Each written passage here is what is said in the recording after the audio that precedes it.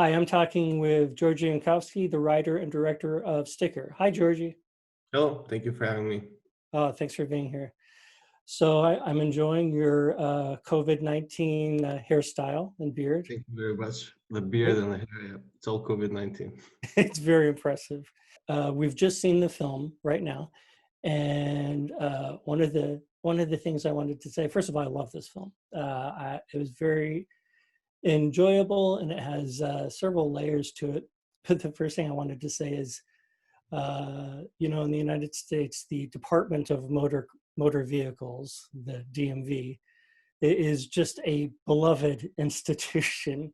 We all love going to get our license renewed and having to turn in our plates or whatever. So it's great to see just how beloved that institution is in another country.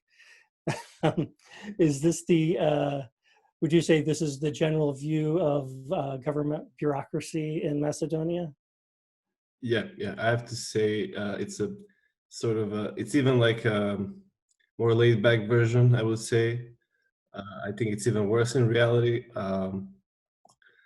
It's not necessarily just the DMV, but this is like a wide spectrum of institutions that can cause a lot of problems for people. But I was very surprised also that to see that the message really resonates in the United States as well. I didn't expect that when we made the film, and I slowly got to feel people really identifying with this kind of issue. Yeah, it's so for you it's a more laid back version. For us, it's a more extreme version, and yet it feels authentic to our experience. Mhm. Um, so I first watched your this film back in February, um, and that was before we had the huge outcry that we're having now against police brutality against Black Mhm. people in particular. And the movement has become very big now, and I have to say, watching this again, just yet yesterday, it feels a little different to me now.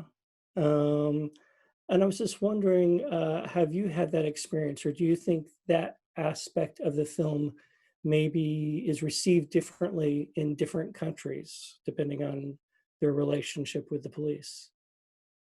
Yeah, I think so to a certain extent, but I think most of us, no matter where we are, we've kind of felt this authority, sort of sometimes unjustified authority that's been exercised over us.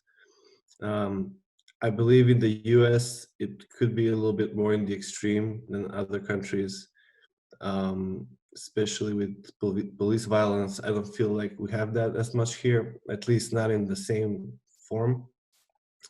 There's no police shootings. There can be brutality in different ways. But I'm very interested to see how people react all over the world. And I think to a certain extent, I think we all have familiar with that feeling. Mhm. Yeah, definitely familiar with the feeling of wishing you could take matters into your own hands.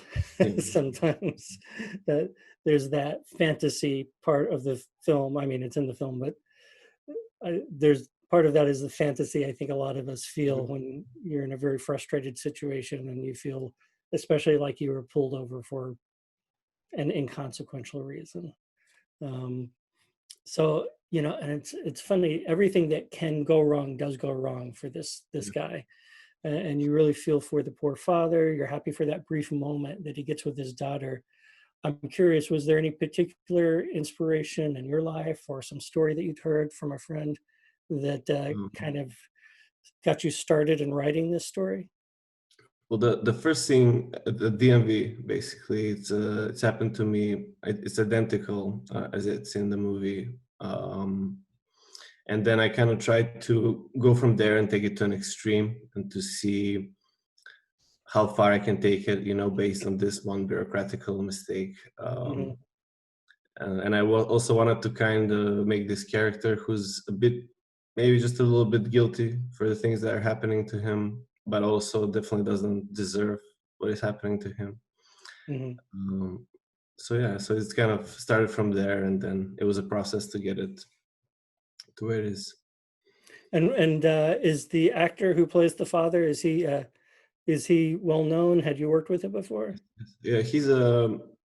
This is my second short. He was also in my first short. He's one of the, in my opinion, one of the best actors in Macedonia working right now. He's very active, and it's always a pleasure to work with him. Yeah, he was great, and he brought just that right layer to the character. In one sense, you feel sorry for him, in another sense, you question question a I few of think his he's a good actions. choice because comedian, Hmm. uh, and putting him kind of not letting him be a comedian in the film, I think is kind of what gets that layers or that mix between funny and tragic sort of. Hmm. Because I think he's very funny in nature. It comes naturally to him. So by making him this kind of put him in the serious situations, I think it works pretty okay. I especially like the scene at the station where they're just sorry, mistakes happen. Just sign this, and he's trying. You can see him thinking about, yeah, I just need to leave. Okay, I'm just gonna leave. But there's that hesitation of, should I be doing more? Should they be doing more? It's Yeah. And there is also this kind of perception. I think a lot of people here, they're not like I would say as conscious about their rights mhm, as there may be in other places. So this is kind of a reference to that just kind of how mistakes happen. Regardless of how severe they are, we just have to accept it. So. mhm. And just being conscious of differences in between countries, that actually brings me to something I wanted to ask you about. Now, your background is a little bit unique. You've been back and forth between New York and Macedonia, and then you were in the Czech Republic for a while, I think, when you went to Yeah, I film was in school, Prague right? for 4 or 5 years. Yes. And the question I was originally going to ask was, I was curious about your experience in the area of the arts and the area of filmmaking, some of the differences that you've seen in those countries. Mhm, mhm. Well, I think I'm a bit in a conflict myself because I'm in love with American cinema. I grew up with American cinema, unlike a lot of my colleagues here, and I think for me it was like 90s Hollywood. Let's say I'm really fond of it, and I feel like lately there's been kind of a mix between European and American cinema. And maybe the most obvious example would be The Joker, let's say, which for me, as a European, I kind of felt like I've seen that film before a little bit. But it was nice to see it in this kind of in a Hollywood framework, and I'm kind of hoping that Hollywood goes a little bit more in the direction of kind of investigating real kind of human issues, and I think it's going to happen because it's really interesting to watch. And I think having these kind of, I don't know, I would say uh, stereotypical characters or cookie cutter characters that are very, they're perfect, they're invincible, they are always winning, etc. I think that's in essence kind of a bit boring to watch.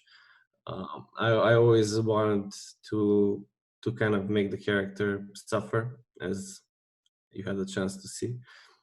And I think in these kind of moments that we really get to see, some kind of a different human aspect, and it's more realistic to me. It's more natural. So Mm, so in that way, I hope that there's kind of these European and American philosophies kind of meet somewhere halfway.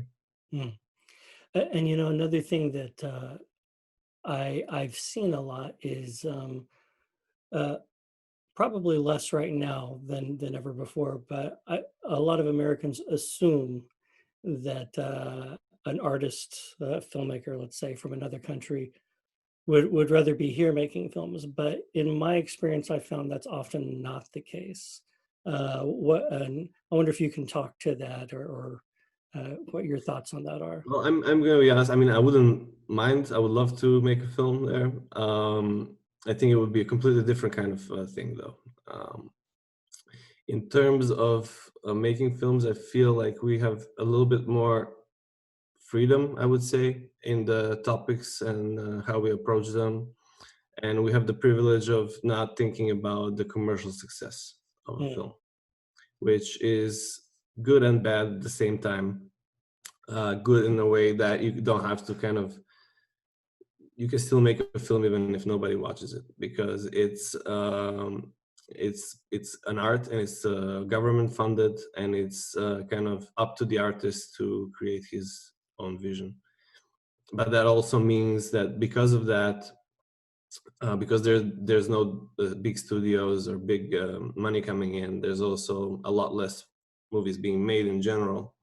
So that's the kind of restrictive aspect of it. But really, if you get funding here, you're kind of your own sort of say boss, or you decide what you're going to make, and you're the one who's responsible.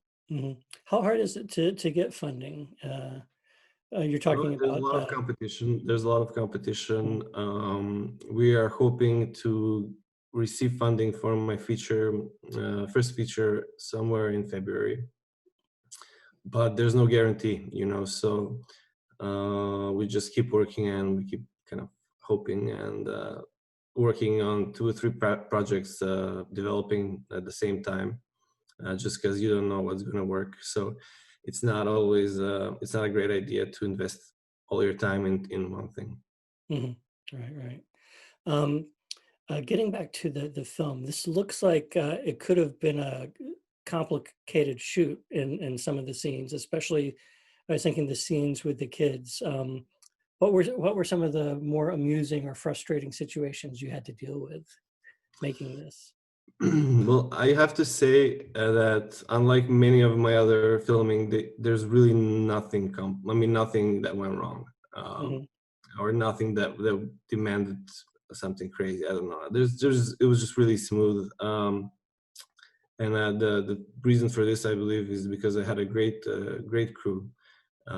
We planned really well for it. And we revisited locations maybe 10, 15 times before we started shooting. We had everything storyboarded to the last shot. So it was very kind of a pragmatic approach, and because I don't think it would have been possible any other way. um, and I mean, I don't know. The worst I can think of is maybe just one 14-hour, 15-hour day. Um, but it was pretty smooth sailing, actually, Hmm. surprisingly. And Good the for. kids were really, really, really great to work with. They were uh, perfect.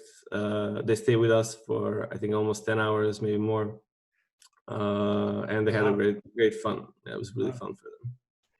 Well, look, thanks for giving us some of your time. It was nice to hang out and get to know you a little bit.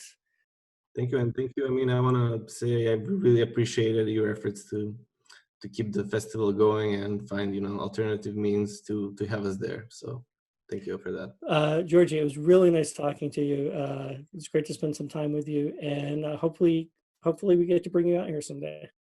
Yeah, thank you again for having me, and I hope to visit your festival.